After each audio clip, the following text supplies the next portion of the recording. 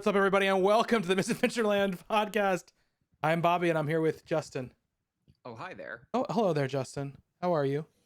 I'm quite well. Are you? Let's have a therapy session. No one's watching. I'm very tired, and I had a bad day at work, a very bad week, and yeah, I'm ready for this hellish day to be over and this hellish week to be over. I feel like crying. You took it even past where I was. And now I got to hear about this fucking chocobo racer. So yeah, we're here. The video game companies keepeth giving us little prizes to talk about. We had Sony to talk about. Now we've got Nintendo to talk about. They had a direct today, which they surprise announced on what's today, Thursday? On Tuesday, I believe they announced it. They'll do that sometimes. They're known to do that. They're known to do that. It was, a 40-minute presentation focusing on games releasing, mostly games releasing this winter, is what they said. And we'll talk about that in just a few minutes. I want to say we're doing this live, twitch.tv/misadventureland. We do that every Thursday around 8 p.m. So if you want to check out the live podcasts, see these faces, you can do that. Or you can check out the archives over at misadventure.land. 17 months of subs, and 1 day away from IRL hang. Mark, thank you so much for the 17 months of sub. Yes, it's true. Mark and I are going to see each other for the first time ever in real life tomorrow. I'll be there to mark the occasion. Yes, you will be there for part of the day. For part of the evening. Part of the evening, I'll be there. Mark texted Justin and I about a week ago and said, hey, Bobby and I, Mark and I, are very excited about this Dear Evan Hansen movie that's coming out, this musical. So we were kind of talking about going to see it, but Mark was like, hey, Justin, I know, it's really not your thing, but, we could all go see it together and have like a real life hang. And Justin was like, no way, no how, I will not be there. I said, now let me back this up for a second. I said, I will gladly come meet you guys before the movie or after the movie or both, but I'm not going to go see that movie. Just can't be a team player. You know what? I have been with Mark on many different occasions. We have been there for many traumatic moments together. I want to give you the opportunity to have your own Mark moments. So you guys, you guys have it. You guys get into your feelings. You guys weep together. I support male friendship like that. And I will meet up with you guys before and we'll have some delicious Shake Shack. Yeah. I don't think so, Meg's not for me, but if he is, I can't fix it right now. So it won't be Justin's fault. It would be like just internet lag. Would be why he would be out of sync if he is. So yeah, Mark and I are going to see Dear Evan Hansen tomorrow night. So I'll report back on how that experience was. Yeah. So today Nintendo did a 40-minute direct. I talked over it, so this is my second time talking about the Nintendo Directs today. Justin, how did you feel overall about the Nintendo Direct? Let's jump right into it. It's Nintendo. Like, they're always going to do some weird stuff. They're going to show some interesting looking video games. And then the rest of the time, you're going to be like, why does this company actually need to exist? I'm not sure. And then they're like, oh, well, like, here's a Kirby game that you didn't think that you might want to play. And here's Bayonetta, and that looks kind of neat. And here's Splatoon, that looks great. And then here's Chris Pratt for reasons. We should talk about, let's talk about that first. So we knew there was a Mario animated film coming. I've been waiting for this for years. They announced the date, which is December 21st, 2021. Miyamoto came out, the creator of Mario, came out on the stage to talk about this. When Miyamoto first came out, I was like, oh man, we are getting like some sort of Mario game announcement, which I was like jazzed about. Like, all right, give it to me. But instead he talked about the Mario movie, and they announced the cast of the Mario movie, which I think At the top of the call sheet, a little circumspect. So Chris Pratt is playing Mario, which two things. A, I know people are tired of Chris Pratt, so that's one. B, he's got a very like spotty like presence right now because he belongs to that like church that doesn't support like LGBTQ rights. And so like he's not exactly like seeming like the best dude right now. And then he got cast as Mario, which has sent a lot of people who are like, you know, kind of like hooked in, very upset. I would say like just from the idea of Chris Pratt like as the kind of actor he is, which is sort of like snarky comedian actor, it makes sense when you kind of place it up against like Ryan Reynolds being Detective Pikachu. But it was the one piece of casting where I was like, why would you do this? Like, I'm not saying Mario has to be like an Italian man, because like that he's not really an Italian, you know, but like it's just it's an odd choice. Why not just have Charles Martinet, because you're not gonna cast Charles Martinet in a movie that costs $120 million to make, made by the people who made the Minions movie. You're just not gonna do it. It's the voice of the character. Yeah, he's the voice of the character in video games, but that like doesn't where the character is known from. Yeah, I know, but it's not, that doesn't always translate one to one. I don't know if Charles Martinet is a good enough voice actor to hold down a whole entire movie. He literally says, "It's me, a Mario," and like a couple of taglines. It's not like this is not like a Nolan North as Nathan Drake situation. You know, I get that, but it kind of gives me an idea. Oh, I don't know if you want to run through the rest of the cast, and then we'll talk about what this movie might actually be like. Anna Taylor-Joy is playing Princess Peach. I love Anna Taylor-Joy. It's just nuts. Charlie Day is playing Luigi. The home run of the casting, Jack Black is playing Bowser. Seth Rogen is playing Donkey Kong. Keegan Michael Key is playing Toad. And then we've got like, you know, what's it called? We've got like Fred Armisen's playing Cranky Kong. I don't remember the other people they kind of like announced. And then they said Charles Martinet will be doing like a bunch of cameos in voice cameos throughout the movie. Yeah. So we're definitely going to see Wario and Waluigi in this, and that's who he'll be cameoing as, right? I don't know. It feels like if Wario and Waluigi were in it, they would have a lot of lines. So then, I mean, like maybe they're just like they run into them as like a throwaway for the sequel. I mean, I'd say if you see them like for a moment in the background, then yes, possibly. But I would say if anybody who has like a major voice cast part in it, I don't think Charles Martinet is going to be doing it. I have thoughts about this. Here's the thing, and I guess this is an expectation thing. I don't know what people expected this movie was going to be. But when the people who made the Minions movie are going to make your animated movie, it's going to be a comedy filled with celebrity voices. Like, that's what it's going to be. You know, like, I don't understand what did you think it was going to be? I thought, you know, they said that they were going to talk. So Mario would talk. And I was just like, okay, so they're either going to get the voice of Mario or somebody who sounds a lot like that. And they're just going to do an animated movie. Like, it's not like the Minions really talk very much. They got through basically that entire movie without them talk. You know, they had an entire Minions movie with only like one other person speaking in it. So it's not like they can't do that. It's not like they couldn't have somebody just running around being like, you know, the Mario being the one just being like, oh, like they could do that. Something they couldn't. But yeah, I mean, fine. If you're going to have Chris Pratt running around as Mario, but like, I don't know. It just feels bad. It feels real bad. I mean, I just don't understand. I guess I'm just like, I guess I'm failing to understand, like, what. I mean, I don't think Chris Pratt is a good choice to play Mario, whether he talks a lot or not.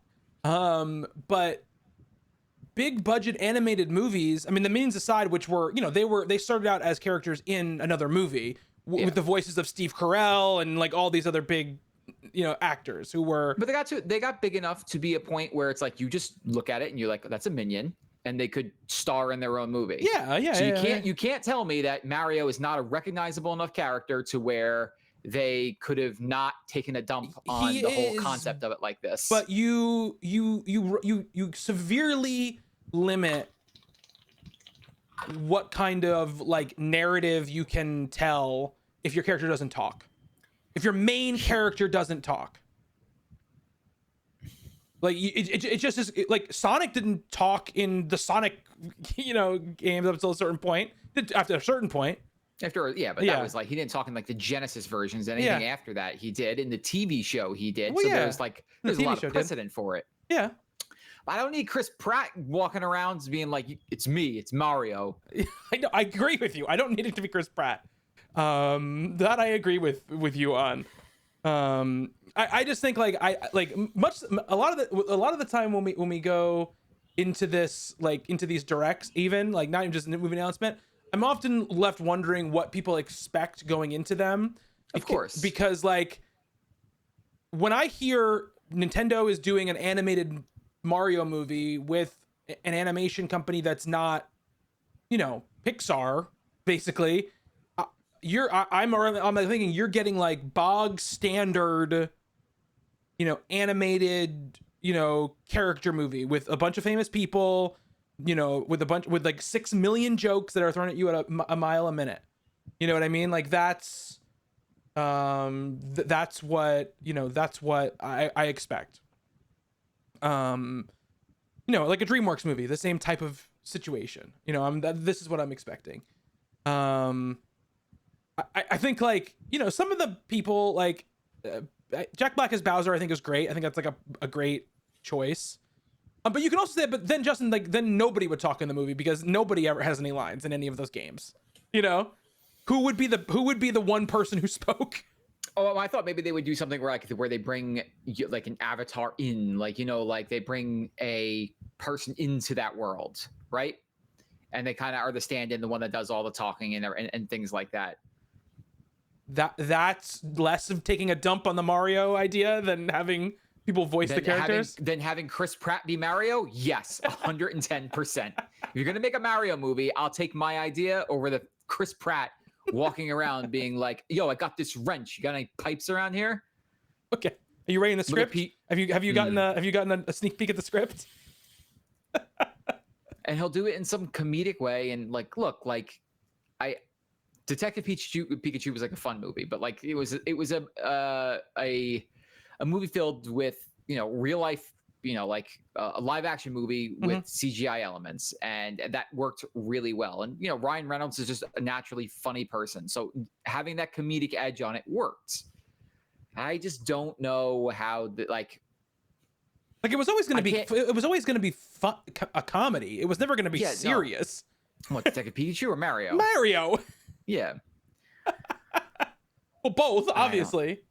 But the difference is,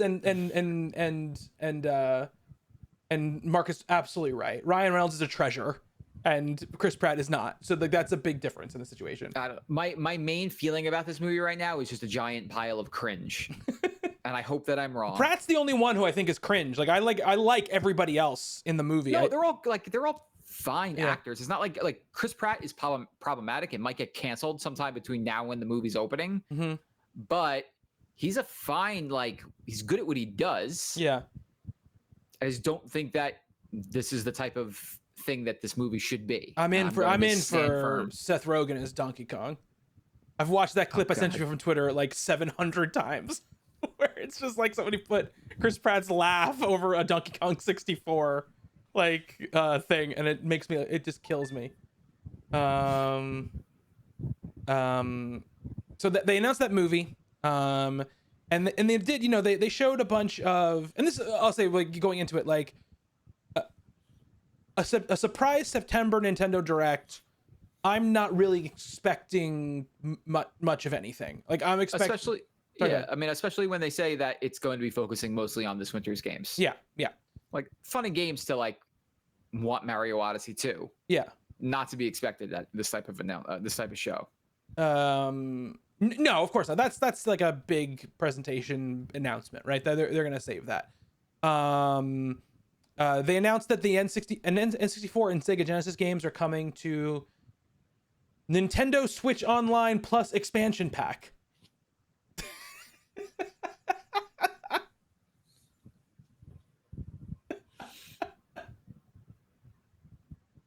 They have a whole fucking country of people over there who could. You have to do better than this.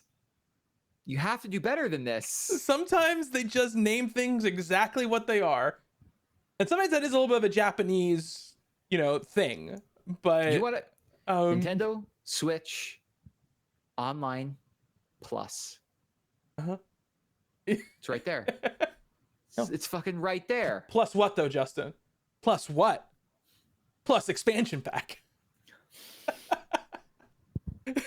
I just want to go over to like heads of Nintendo and just shake them violently and say, not everything has to be literal.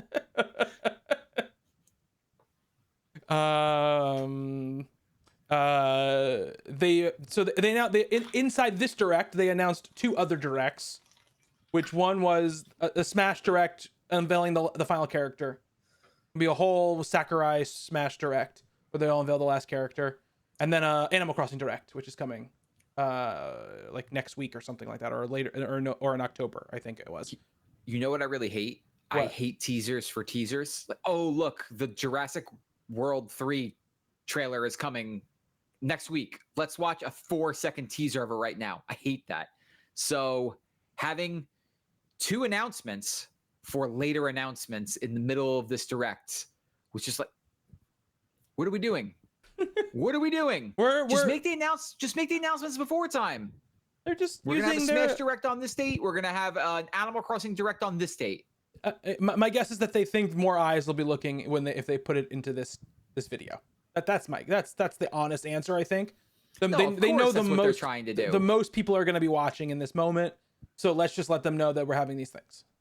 Like granted, Nintendo was on troll mode. I think that's giving Nintendo a certain amount of like credit that they just they don't, not even just credit, but also like thinking they have like a plan, like a master plan to like fuck with fans. If Reggie was there, I could buy it. But Reggie's not there, so I can't buy that they're trolling. I just think that they're extremely dumb sometimes. I mean, but also I think part of it is that they just go like, look, we know there's like 1 billion people who want to watch Animal Crossing thing, so we're gonna tell them about it, and those people will be excited. Like the people who liked Animal Crossing in the chat when this announcement, they weren't angry that they didn't show anything. They're like, all right, an Animal Crossing Nintendo Direct. Yes, but okay. To be fair, that's not a great analogy because those people are starved for any kind of content for their game. I want to talk to a big Smash Brothers fan who tuned in today to be like, all right, cool. We're going to find out today who the last character is. And they're like, come back next week, next month. I didn't see when the date was. They're probably not really excited right now. I guess so. I mean, but I also think like, again, this is about expectations. Like they never said like before this direct was happening that we're going to unveil the next Smash Brothers character here. Like they never said that, so like, again, like, I just don't understand like I understand being like, oh, that was okay. But like the reaction of like, why didn't they announce these 7 things that I wanted them to do? It just doesn't make sense to me. I'm not saying they have to show these things in the show. I'm just saying like an announcement for an announcement is always weird to me. Yeah, no, I get that. I understand what you're saying. Kirby's back. Kirby in the Forgotten Land. Kirby looks good. Cross The Last of Us is here. Yeah, it looks really good. It's a 3D open world-ish looking Kirby game. We haven't got a 3D Kirby game, I think, since like Nintendo 64. I wonder who's working on this.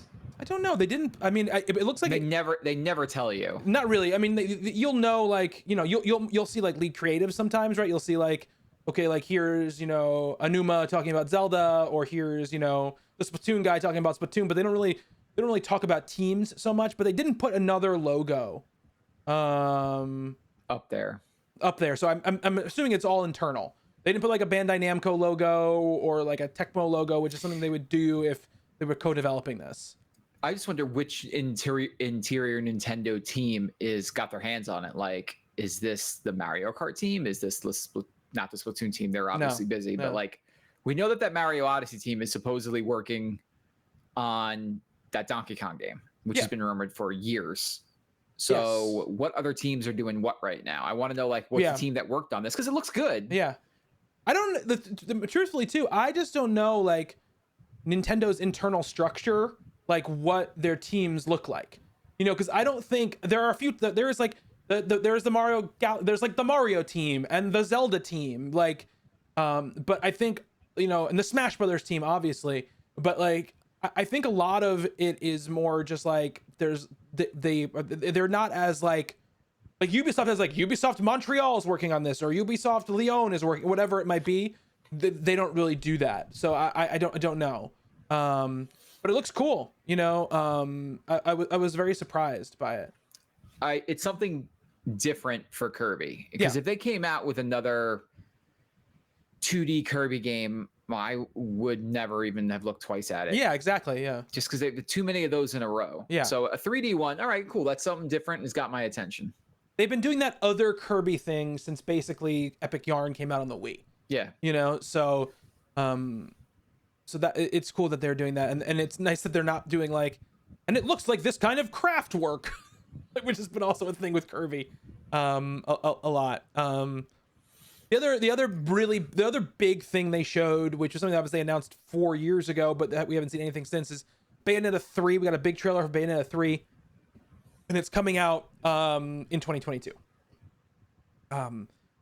Justin, I know you've never played Bayonetta, right? No. I didn't play Bayonetta 1, and then when Bayonetta 2 came out on the Wii U, I think that was the first year of Talking Games, right? Yes, because I can remember you coming to my house. Yeah. And it was you, me, and Jackie. And we ran through our game of the years, or like our top 5, and we ran some video for all. And so you were playing Bayonetta, and I was just looking over at Jackie, and I was like, what the fuck is this? Yeah. I would be more excited about Bayonetta if I knew that it was going to actually have more than like 15 frames a second, because I don't know how that game's going to run on a Switch. I mean, I'll tell you right now, I'll tell you right now, the Bayonetta 2 was on the Wii U, and it was doing a lot of shit, and it ran flawlessly. So if it follows suit on the Switch, then I think you're gonna be very surprised about how it runs. I hope so, because Breath of the Wild didn't run great on the Switch, and that was a launch game. It did. I mean, I think like Breath of the Wild ran fine. Like there was a couple moments in Breath of the Wild. There was a couple situations in Breath of the Wild where it ran badly. It was mostly fine, but Breath of the Wild also wasn't doing anything nearly as, I'm not gonna say as complicated, because it's a big open world game. Yeah, it's a huge open world, you know? Yes, but it didn't look like there was that many particle effects flying around and things like that, where the frame rate could jump or maybe like, have peaks and valleys. So we'll see. I don't know. But who knows? By that time, maybe the Switch Pro will be out. Maybe. I wouldn't count your chickens. I'm extremely excited. Sky was in our chat when it happened, and she lost her shit. She had to leave and go lie down. I mean, the Bayonetta games are, some of the best, if not the best, character action games out there. Like Bayonetta 2 is maybe my favorite character action game ever made. So I am extremely excited to see what they do. Platinum is a very interesting developer, and they haven't really, this team, the Bayonetta team, obviously we haven't seen this game, what they've been working on for years and years and years, and working on for 4 years. So like it's been a long time since we've seen like that, real successor to that line of games. So I am really looking forward to it. And it was nice to see it, after so long. And it was a couple weeks ago, I think the dev team was like, hey, game's fine. Like, people keep asking us if it's canceled. It's fine. Like, we're just honestly waiting for Nintendo to be like, this is when we're putting it out. That's kind of what they said. So we will see. You showed a pretty bonkers trailer for Splatoon 3. They did. Megs just gifted a sub to Luminous Sky. Thank you so much, Megs. That's her 21st gifted sub in the channel. Yes, they showed a trailer for Splatoon 3, which I would say I was slightly disappointed by, only because I would like to see more of like whatever that single player is going to be, and they just sort of like hinted at it. Megs just gifted another sub, this time to Mello. Thank you so much, Megs. I wanted to see more of that story campaign stuff because like the multiplayer is cool, but it looked like Splatoon. It looked like Splatoon, which is cool, but it just I was hoping to see some of the more unique stuff. I look forward to that game a great deal. I didn't know that you were so like into Splatoon. I always liked it. I just really didn't have anybody to play with because it's impossible to play games with people on a Switch. That's true. But I would like when Splatoon 3 comes out, I would seriously like to play Splatoon with everybody. So okay, I hope that we can do that. They showed a quick trailer for a Monster Hunter Rise expansion that's coming out. I guess the beginning of next year. It's called Sunbreak. Sort of big ass dragon. They're putting they're porting KOTOR, the original KOTOR, to the Switch. I don't know if that's on other systems or not, but that's going to be there. Yoko Taro and Yosuke Saito, who are the Nier people, are making a card game. Card game called The Voice of Cards, The Isle Dragon Roars. And it's coming out on October 28th. So that's very soon. That's extremely soon. Extremely soon. Excited to see what that is all about. Let me see. Do one thing here. Oh, a second. Your video for me. It's actually not your video that you're sending me. Is like breaking up for me. I know. I see that. I don't know why either. My internet's being a little bit funky right now. That might be it. But one second. There we go. I fixed it. I look like me again. I fixed it. There's a button on here that says fix that exact issue. So we'll see if it comes back again, but we're fine. Mosaic Justin. So they're making the card game. Has me interested. You know, like I love Yoko Taro, so that'll be a cool thing to check out. Square Enix is making its own Mario Kart game. Justin. Oh God. Called Chocobo Racing, right? Chocobo GP. Sorry, Chocobo GP. It looked like they ripped tracks right out of Mario Kart. It did look like they ripped tracks out of Mario Kart. There was that one track. I saw Rainbow Road. Rainbow Road. There was like an Electro Dome looking one as well. Yeah, I mean, it's my main thing about this game is not that I'm like, oh, why would they do this? I just don't know how successful it's going to be because I feel like the people who are really into Final Fantasy are not going to buy like a chibi looking kart game. Like that's not what they want. And like people who are into Mario Kart aren't going to go like, I want that Final Fantasy racing game. I think it's just sitting in a weird place. And maybe I'm wrong. Maybe it will break through to one of those audiences in some way. But because games do very well on the Switch, like that's just sort of what people buy a lot of games on the Switch. So maybe somebody is tired of Mario Kart and they search the word like they search for like a kart racer, or it's in some sort of like, if you like Mario Kart, get this game like thing, and maybe they get it, but will people get this if they don't like Final Fantasy and already have Mario Kart 8? I mean, maybe if they're tired of Mario Kart 8 by now, that could be something, Megs, because it's been a while. So that was like a lot of like the biggest announcements. I don't think there was much other. They showed a lot of little, like there's a Mario Golf like expansion bit coming out, and they showed a bunch of like ActRaiser. There's like a remaster of ActRaiser that's coming to the Switch, but it's also coming to I think PS4, PC, and mobile. I think ActRaiser is a hell of a game. It was a hell of a Nintendo game. Very cool, very ahead of its time. So like that's neat that's going to be there. I mean that they're doing something with it because they haven't done anything with it in an extremely long time. And they showed like some Paradox Interactive games are coming to the Switch, like those Shadowrun games are coming to the Switch, and a couple other tactics games are coming to the Switch. They showed a little more of Triangle Strategy, which I think which again, what a name. That is coming coming along. That thing I think looks awesome. Like I love the way it looks. Yeah, that game has a really beautiful look to it. Yeah, it does. They showed another trailer for Metroid Dread, which is out in a month. Put that in my veins immediately. I'm all there for it, but I've seen enough of it at this point to be happy. I don't want to see any more of it. So I'm good on that one. I think that was about it, Justin. That was pretty much it. Yeah. It was a Nintendo thing. Yeah. Like some announcements you didn't see coming, some absolutely weird garbage, and like some like middling stuff, like some ports and things like that. Yeah. It's funny because I think people sometimes are like, why are they showing games that we already know exist? And it's because it's a big marketing presentation. I mean, that's the truth for any of these companies. Like, they're trying to sell you the games that are coming out. Like, that's what they're trying to do. So that's why those things are there. But yeah, it's it was a Nintendo presentation. It was a surprise. It was cool to be able to see that and see some of those games we haven't seen in a while. And that Kirby game seems cool. So we'll look forward to seeing more. Justin. Yes.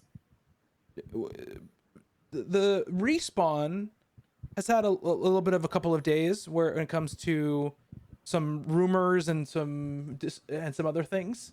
They're having a moment on the internet right now, they are aren't they? a moment on the internet right now. Can you fill us in on what happened?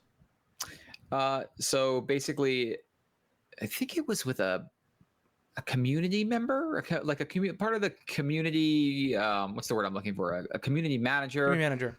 Yeah, was pretty much like, we're done with Titanfall. Mm-hmm. Don't expect anything. And then not even a day later, Respawn's like, Titanfall is our lifeblood. It's in our blood. You never know what the future will bring. Mm-hmm. So with the three dots at the end of it. With the three dots, and also they're like, contrary to reports out there, it's like, the reports come from inside the house. That's a Respawn team member that was saying it. Yeah. So I don't know what's going on with that. I mean, last week at this very time, I was probably saying that, Titanfall 3 is like my please give it to me video game. And, I like, as of right now, ... there could be more Titanfall sometime in the future. I mean, I don't think it's something that's in active development. We know that they're working on Apex. We know that they're working on Fallen Order 2, and they're working on something else. Mm-hmm. We just don't know what that something else is, but my guess is it's not Titanfall 3. Mm-hmm. It wouldn't shock me to see them maybe pivot back to Titanfall after Fallen Order 2. Yeah, but I feel like those are different teams. Like the team the team that makes Fallen Order is the team that was I can't remember his name. Fallen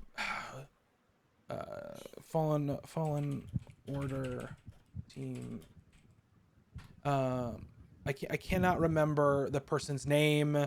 Came over from another. God damn it, I can't remember. While you look up that up, I'll answer Melo's question, because Melo asks, why the hell was it that Titanfall 2 didn't take off? Everybody who has played it says it's one of the best campaigns they played in years, because it came out. Meg's answers very correctly. It came out at the wrong time. EA released that game right in between Battlefield and Call of Duty. Yes. Like, Call of Duty came out 1 week, then Titanfall, then Battlefield either the following week or the week after. Yeah. And Titanfall was coming off of a Xbox. It was an Xbox exclusive game. It was coming off of that. It was just going multi-platform. And those are two extremely large video games to release another shooter in the middle of. Mm-hmm. And they just fucked it. They did. And it was the best. It was the best of all three of them by a wide margin. And it's gained, cult popularity. I'll say more than cult popularity at this point.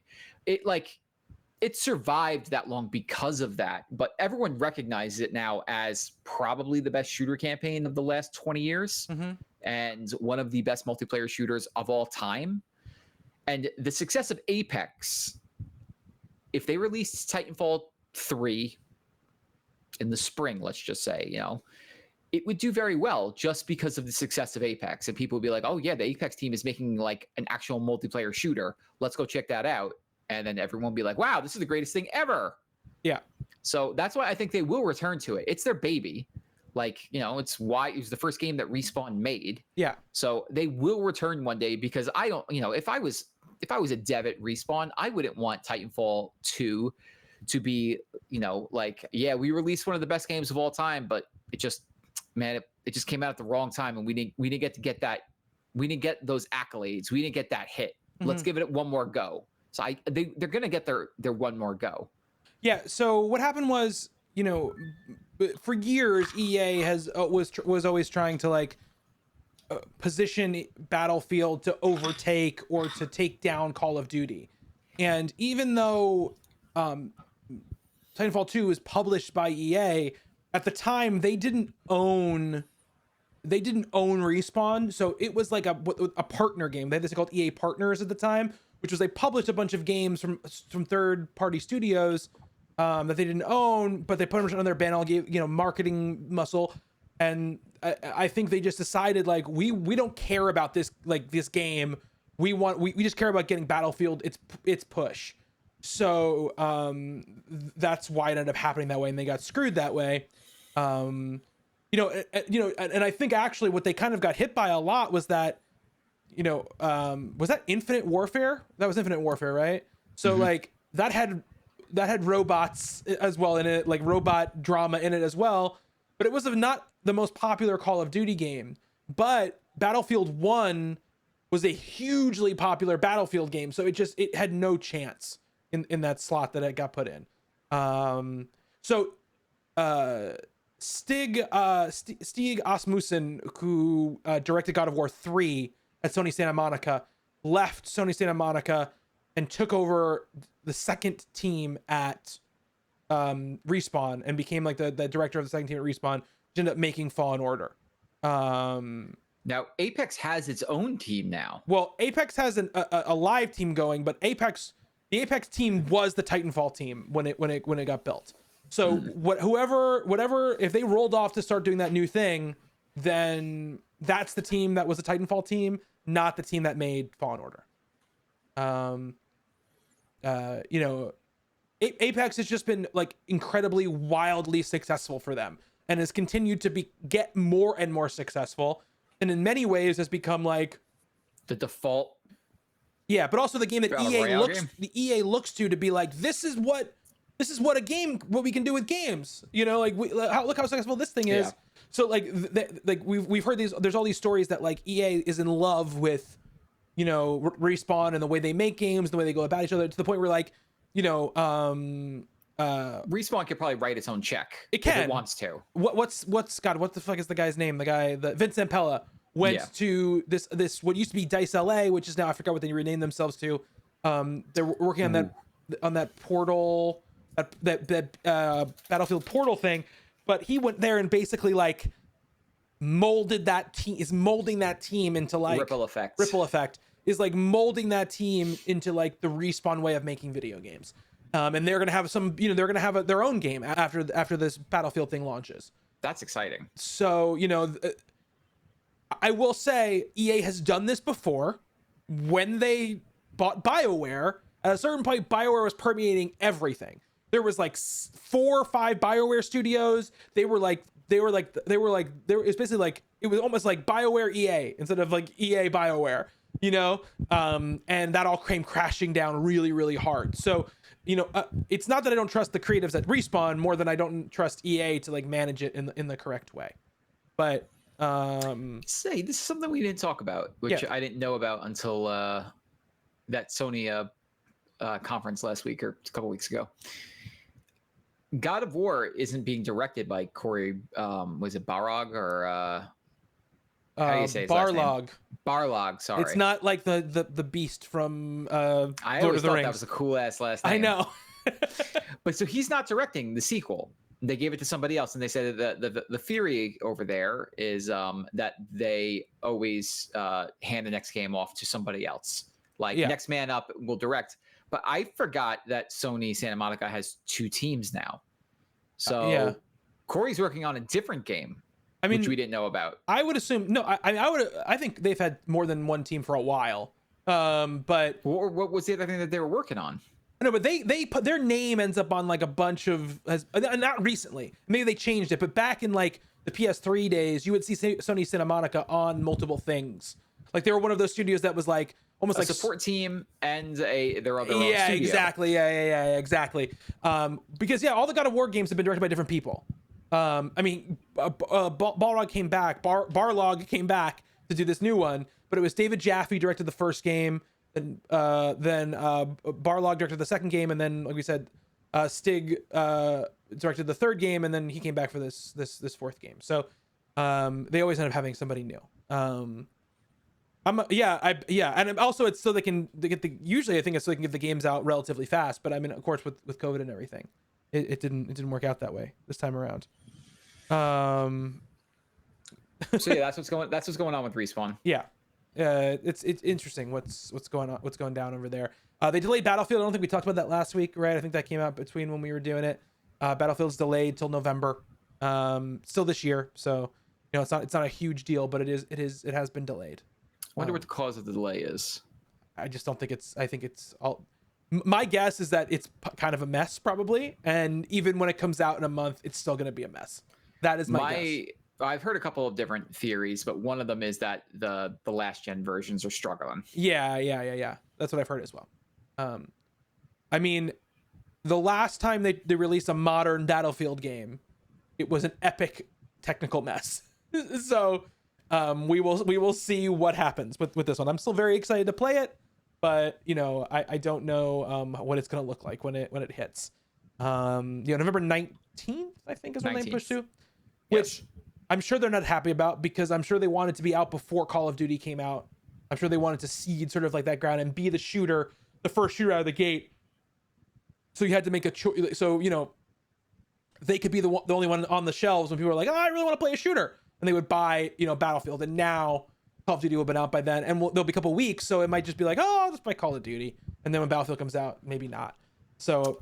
But we'll maybe people will pick up that Call of Duty and see that it's taking place in World War II again and be like, not this one. I mean, the last Call of Duty that was in World War II sold very well. So maybe. And they all sell. It's Call of Duty. Well. They're all going to sell extremely well. It's not like this game's the fact that it's in World War II is going to hurt it at all. Yeah, sure. This is true. So you want to talk about some stuff we've been playing, Justin? You want to talk about it? Let's go. Let's talk about some stuff we've been playing. What have you been playing, Justin? Speaking of Call of Duty. Yeah, I was going to say. Speaking of Call of Duty. You like that segue? Yeah. What's the subtitle of this Call of Duty game, Justin? It's actually very good. It's Vanguard. I think that's a good subtitle. You just like it because it's a Destiny word. It is a Destiny word. Look at that. I didn't even think about it.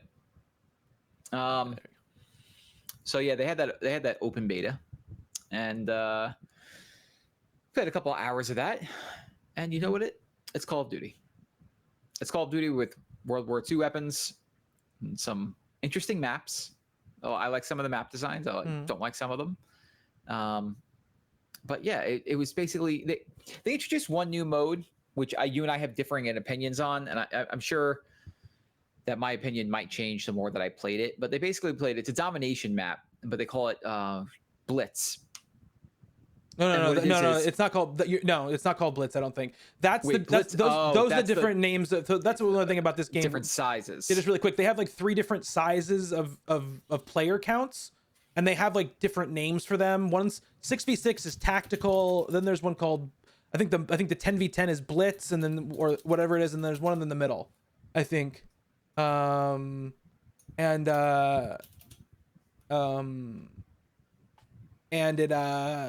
it's just meant to tell you how hectic the matches are going to be, because what they're trying to do, I think, is get away from people wanting to just play on certain maps. Like, I just want to play on Shipment to like get my up my XP today. It's like, no, you can play like Blitz mode, which will make any map feel like a little bit like Shipment because there's so much going on. Patrol is the name of the mode. Patrol. Okay. So this mode is like Domination. There's a zone that you want to capture, but the thing is, this zone is constantly moving. Yeah. And so you have to move with it to hold control of it. So I like it in theory. In practice, though, the maps that we played it on were just like very open in the middle, and it's basically just doing a loop around the outskirt of the entire level. I would have liked it if it was a little bit more random, like the circle would move into the middle of the map. It would just go into random spots. Right. But this was just like it was on a track, and you were just following the track. So you could set up and camp to take people out, because you knew like, okay, in like 20 seconds, they're all going to be right here. So we could set up an ambush for them. So there's some interesting push-pull there. There's a really cool map in Paris that I like a lot, very close quarters. But it's more Call of Duty. Yeah. It's on that Modern Warfare engine, so it looks nicer than Cold War did.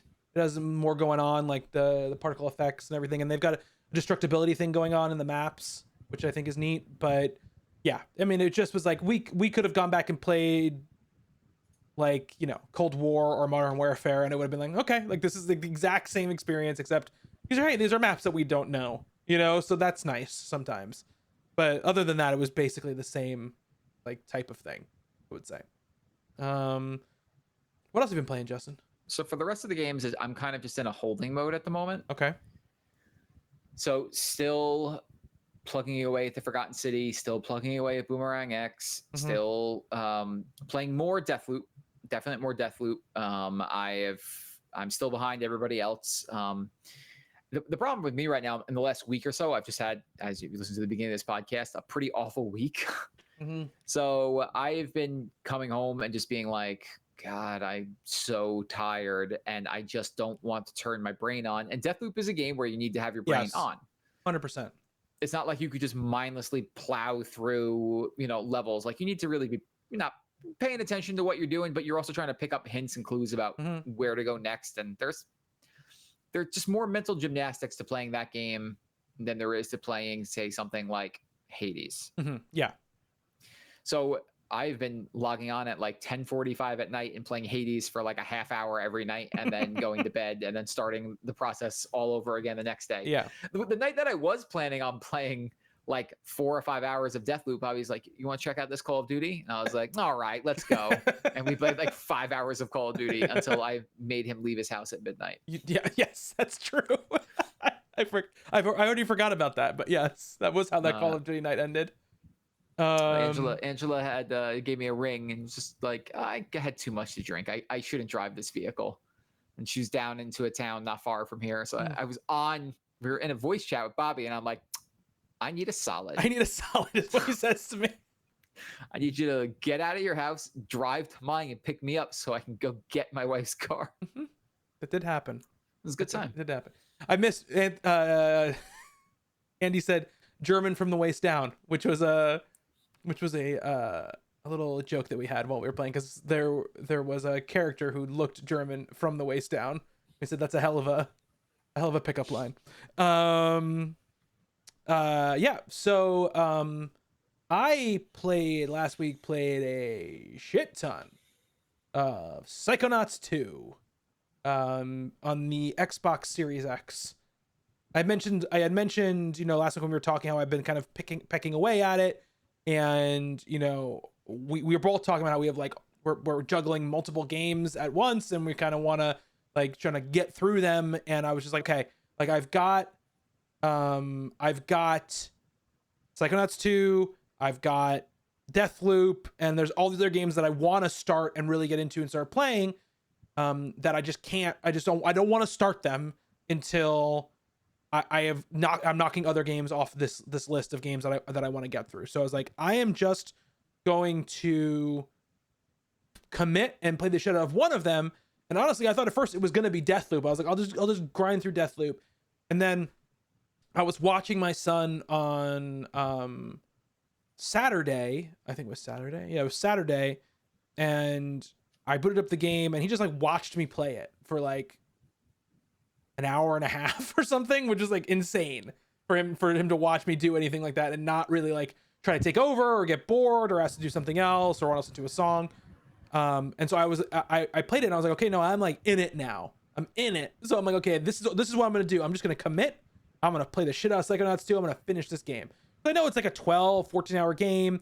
I'm probably like 4 or 5 hours in at this point.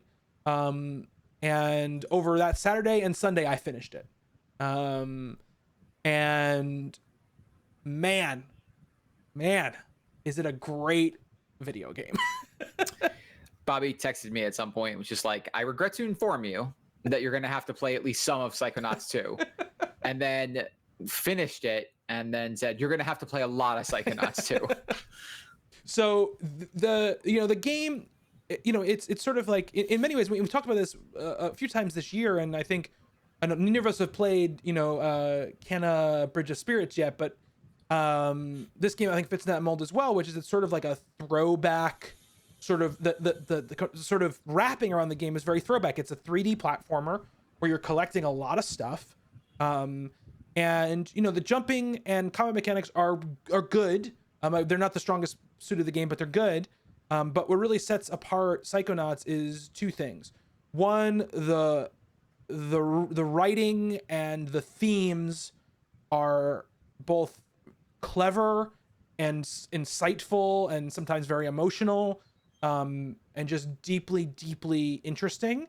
And the look of the game, I mean, I love the art style as it is anyway, but like there are so many unique visual treatments in the game as far as going level to level to level to level, right? Because the idea of the game is the Psychonauts go into people's brains and they fix things, they fix problems or whatever. And as your character Raz, you go into different people's brains and you're trying to kind of solve this mystery of this villain that you thought was gone is coming back, and you're trying to figure out why. And so you're kind of going into this brains of these broken people and trying to reconnect kind of who they are to try to help them and to figure out what's going on. And so you go into probably I think it's 7 different people's brains in the game, and every single one of those levels is visually very unique, and there is even uniqueness within each of those levels as well. So I mentioned on Twitter, and I think I took you, Justin, there's this level, just called the Psy King level, and it's very heavily musical based, rock music based. One of the characters in it is voiced by Jack Black, and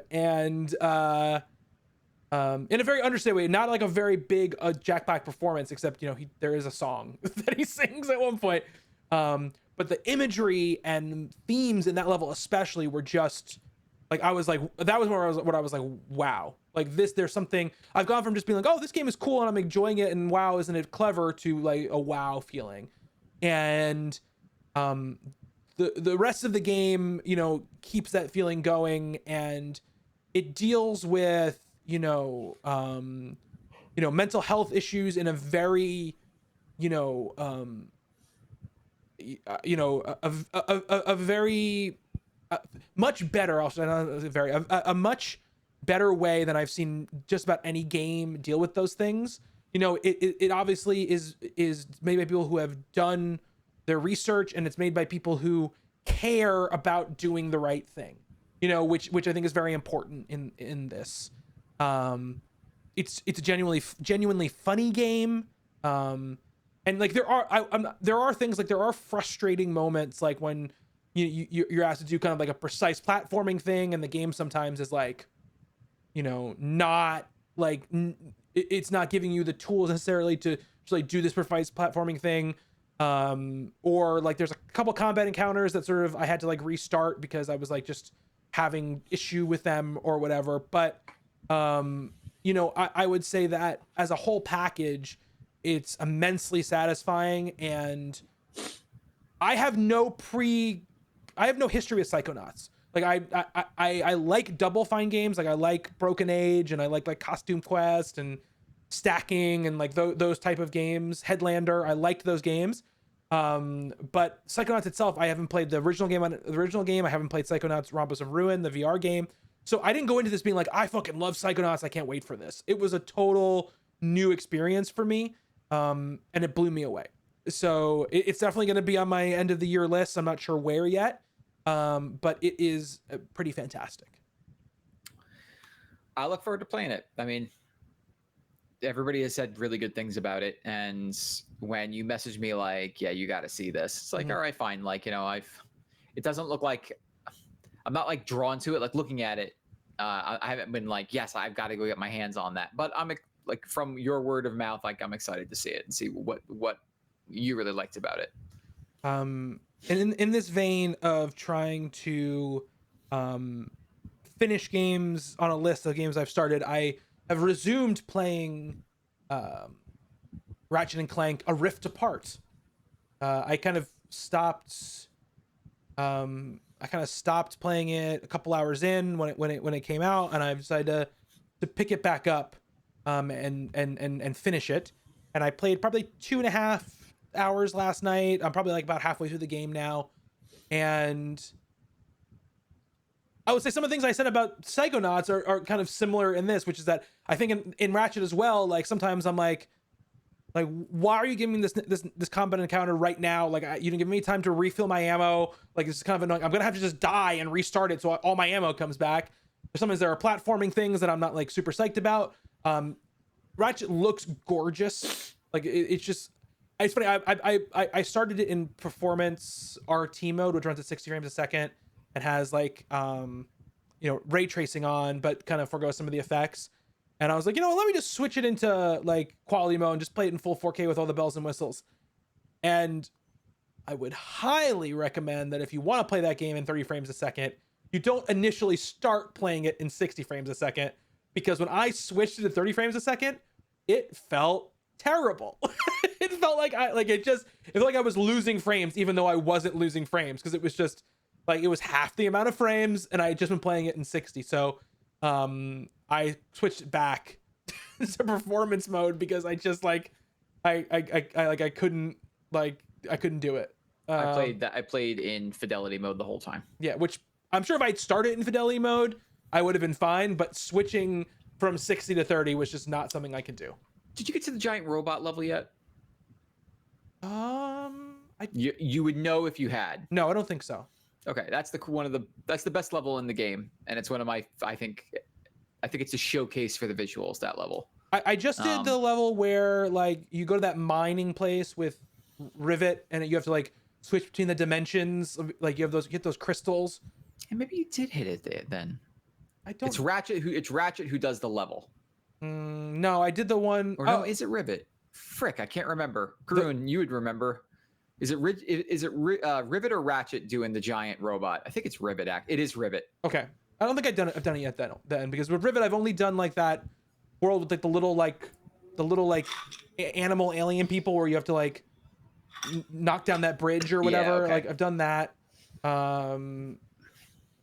And I did this level where I was switching the dimensions. That was cool. And then I did a Ratchet level where you see like that Gary guy in real life, and you have to like go free these monks or whatever.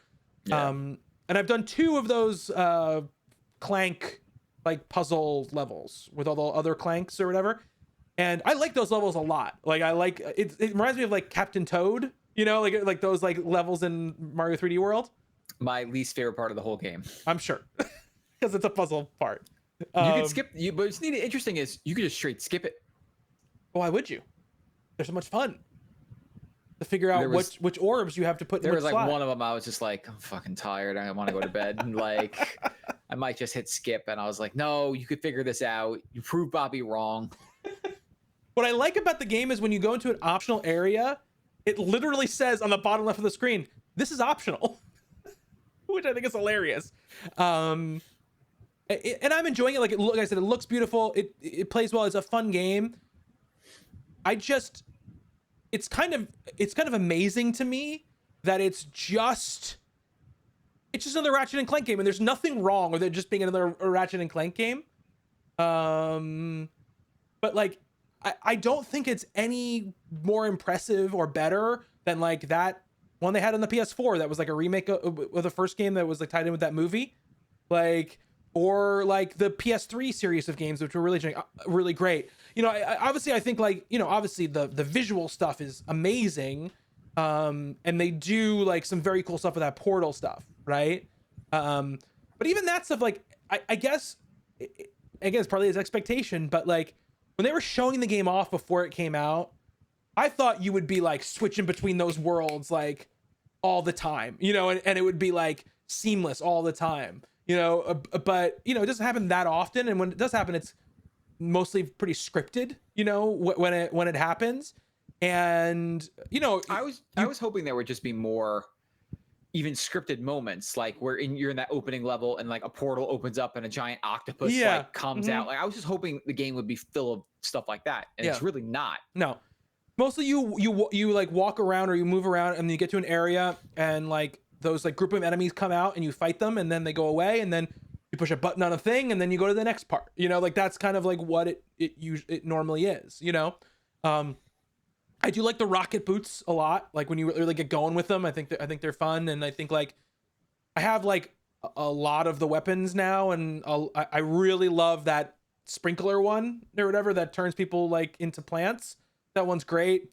Like that one and the Mr. Fungi one, I love. Like I love setting up those guys, and I have the upgrade now for Mr. Fungi where like a poison one comes out too and goes with them. So I've got like every time I shoot one out, two of them come out. So that's cool. I've upgraded that pistol. That pistol, when you upgrade it, does a lot of damage. There were so many weapons though. Like I never even bothered. Like I love the ricochet gun and that shotgun that you get. And there was a couple other ones I can't remember off the top of my head. They were just like the sniper one is nasty. Yeah. I love that the like grenade one a lot where you're just like throwing grenades. Yeah, I mean it's cool. Like all Insomniac games, like right, like all the Ratchet games have like this crazy amount of weapons to do, and I like that a lot. But yeah, I was really hoping, I guess, for more. I guess like, and I even would have taken like less like organic encounters and more like you said, Justin, more like big set piece moments where just like crazy shit was happening everywhere. Like I think when the game, like when you're rocketing across like a area with those rocket boots or you're on those rails and stuff like that, that's when I think the game is the most fun because it just feels so fast and dynamic. Everything's flying by you at 1,000,000 miles an hour, but everything's holding up and like those moments, like it's very impressive to me, you know. But otherwise, like it's just sort of a very standard, like, you know, kind of a little bit throwback, you know, like the third person character platformer, action platformer, which is fine. I have nothing against that at all. Like I'm having a good time playing it, but I'm just surprised, I guess, that from all of the praise I was hearing about the game, that it was so much like those previous games. And I guess, you know, it's a new generation and there are probably a whole group of people who are not really invested in Ratchet before, and it's one of their first games, or it's a series they used to play that they haven't played in a long time, so it feels more fresh to them. But to me, I was just like, I don't know, like I want there to be more to this. The visuals, like to me, I mean, it's why last week I said that if you like when asking about disappointing things, like yeah, it wasn't everything that I hoped that it would be, but I will say in its credit, it's fun enough to play that I didn't really care. You know, midway through, I was just like, I'm enjoying myself. Like, even if this is a PS2/PS3 era style of game, the way that they're presenting it was good enough and impressive enough where it was just like, you know, it's fine. It's like, it's a PS3 game wearing like a PS5 skin. And like the skin that it's wearing is pretty enough where it's like, I don't really care. We're having a good time here. Yeah, and absolutely. And I think it's just been an interesting year because between, you know, Psychonauts 2 and this Ratchet and Clank game, and then, you know, Kenna coming out and getting good reviews, it feels like there's like a weird resurgence of those games happening right now. Yeah. Very critically acclaimed, you know, versions of those games hitting. And like playing Psychonauts 2 and now playing through Ratchet, I'm like, yeah, like there's definitely a place for like Kenna Bridge of Spirits in like my life at this moment because I'm enjoying these games. And they're good. They're good like cutters to like games like Deathloop. I could use Kenna right about now, like where it's like because I really need to get off the Hades train and start beating some of these other games. But there are moments where, like, you know, I mentioned I'm just too shot to like sit down in the Forgotten City and think about what I have to do, or in Deathloop, and I want something that is very narrative heavy, like, you know, like it's very linear where I don't have to think very much. I could just be like, that's so pretty, and then smack something over the head with a stick. Yeah, which is why you'll for that reason you probably will enjoy Psychonauts. All right, because like that's what Psychonauts is. You know, I mean, there are puzzles just like there'll be puzzles in like that Kenna game apparently or whatever, but like it's mostly just like a very straightforward like go here, do this, you know, you follow this path, and you solve a couple like light puzzles and you do some combat and and you get some narrative. Like that's what it is, you know. Fair enough. So that's really what I've been playing. I put a little bit more time in the Deathloop, but just like Justin, like I've Like I really focused on Psychonauts 2, and I played enough Deathloop over like the last couple of days and last week to just like keep myself fresh on it, so I'm not forgetting things. Like that's all I'm playing, like 30 minutes and just being like, I'll do a quick, like I'll do one area, I'll get something I needed to get, I'll research a lead or something, and then I'm just gonna like I'm gonna kind of give up and play something else, because I'm just, my brain isn't in the right place for it. But I don't want to, because I know if I just stop playing it for like a week or two, I'll never go back to it, because I'll just be like, I can't remember what I'm doing anymore, and I don't want to get to that point. I had that moment like when I first picked up Ratchet again, I was like, what do buttons do? Like I couldn't remember for a little while like what I was supposed to do. So I don't want to get that way with Deathloop. I'm trying to think if there's anything else I've played or put any time to. Oh well, the other night Justin and I did something that we'll talk about at a future date. But before he came on, I was like, I'll just play something on my computer, and I had Monster Train downloaded, and had never. Oh, you didn't tell me this. I had never started it because we got very busy after once we started doing. I played like, you know, probably like 45 minutes of it or something like that. And I had never launched it, and it was fun. Like I was on my Game Pass, like on my Game Pass on PC, and it was good fun. It's interesting. Did you play it at all, Justin? Played a little bit of it, and I just kept being. I felt like as I was playing it, like I should just go play Slay the Spire. What I like about it is I like the like so Monster Train is a card-based roguelike game, which is why Justin mentioned Slay the Spire. And literally you're like on a train or whatever, and you have like it's sort of like you have like I don't know where, like a crystal that's on the top floor of your train. There's like 4 floors of the train, and that crystal is like, if that crystal gets destroyed, you lose. So it's kind of like in like Hearthstone when you have like your hero character, and if your hero character keeps getting hit, you know, you die, or whatever. And then you have cards, and you have these 4 floors, and enemies come in on the bottom floor, and then after like a turn, they move up to the next floor, and then the next floor, and then the top floor there is your crystal or whatever. And so you have to sort of like lay down cards on different floors to take on different enemies at different times.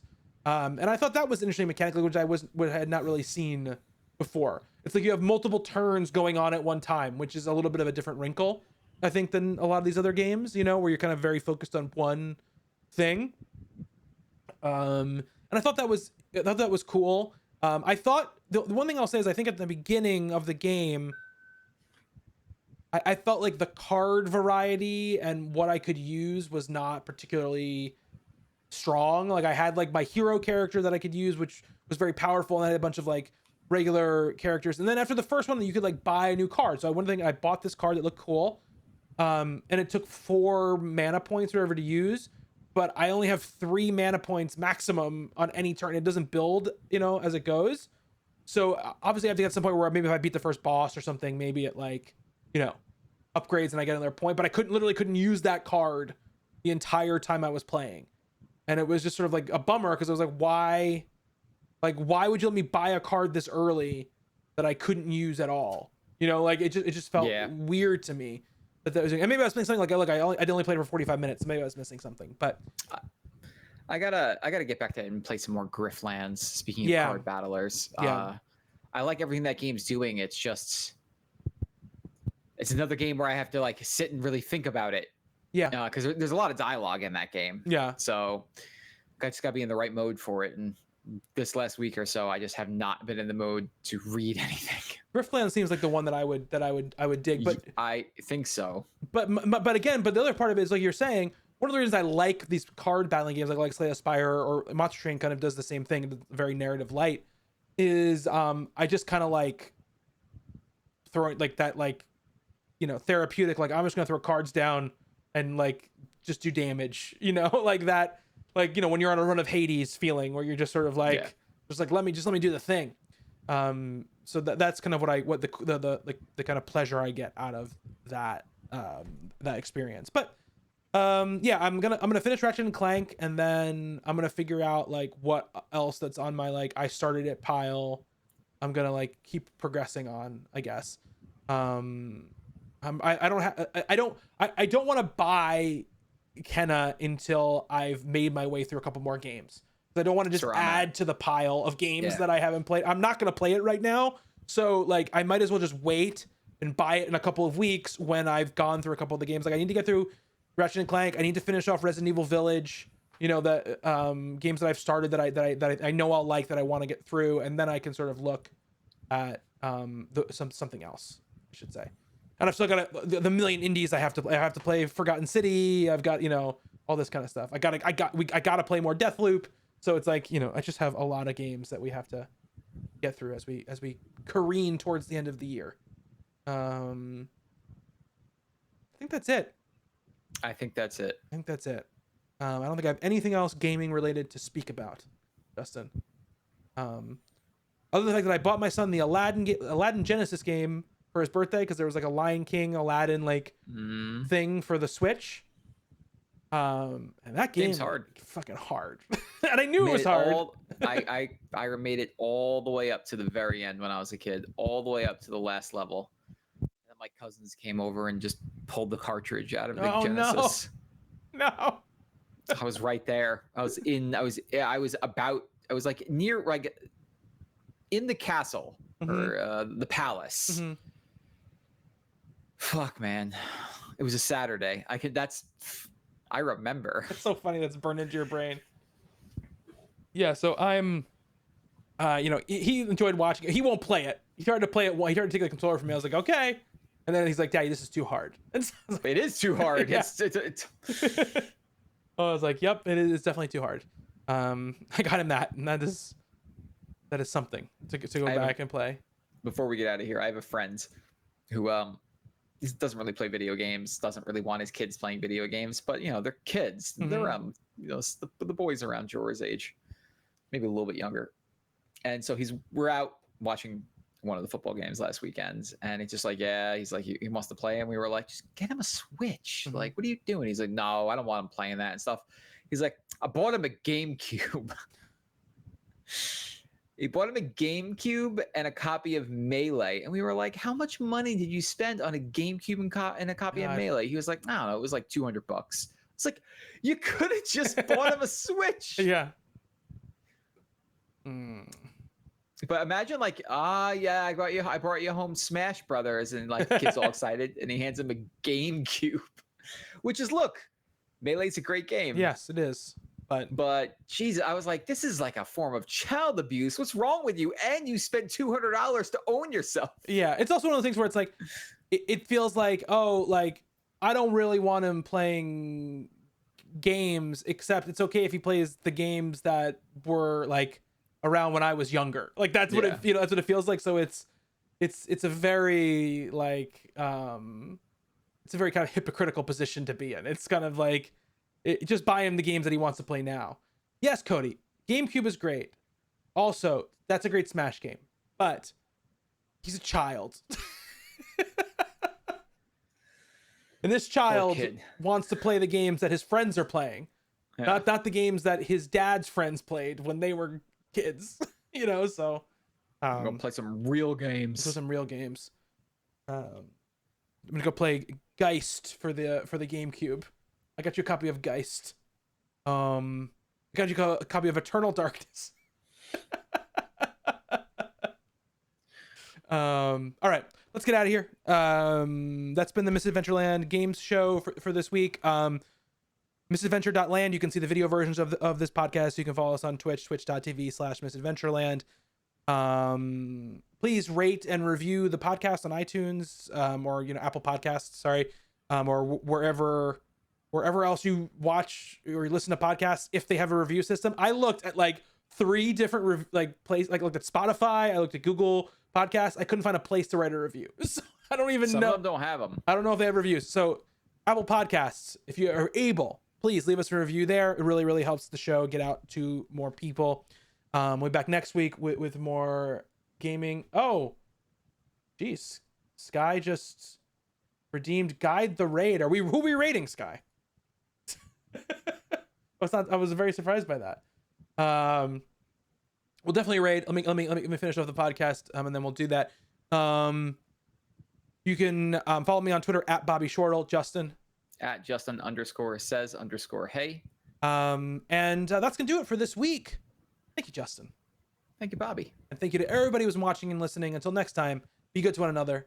Later. All right, who are we rating? Sorry. Let's see. I missed it. I wasn't looking. You have a ton of points. Oh,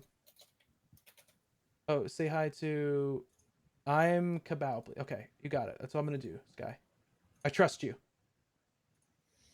Trust you. Better than me. Once I trusted Justin, and the C word got said a lot. In the first 20 seconds. Yeah.